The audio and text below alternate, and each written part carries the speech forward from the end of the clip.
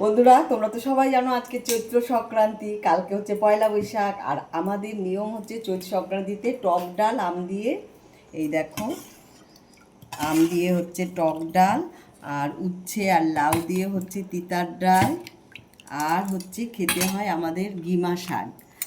হয়তো অনেকেই জানো বেগুন দিয়ে গিমা শাক হয়েছে। এই হচ্ছে আমাদের নিয়ম। আজকে আমাদের ছাতুও ওড়ায়, জবের ছাতু, খইয়ের ছাতু, সব ছাতু ওড়ায়, কিন্তু ওই সব নিয়ম আর এখন হয় না। এইটুকুই ধরে রেখেছি, নিরামিষ খেতে হয় টক ডাল, তিতার ডাল। আর দিদি পাঁচমিশালো তরকারি করেছে।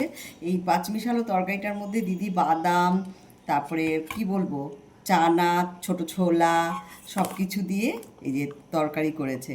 আর ইসে কি বলে, সজনে ডাঁটা, অনেক কিছু দিয়ে এই তরকারিটা করেছে। আজকে আমাদের এই নিরামিষ খেতে হয়।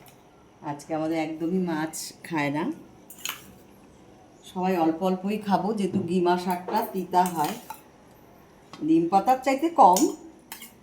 কার কার বাড়িতে আজকে এই রান্না হচ্ছে সবাই কমেন্টস করে লিখবে। সবাই আনন্দে পয়লা বৈশাখ কাটাও, শুভ নববর্ষ সবাইকে আগাম।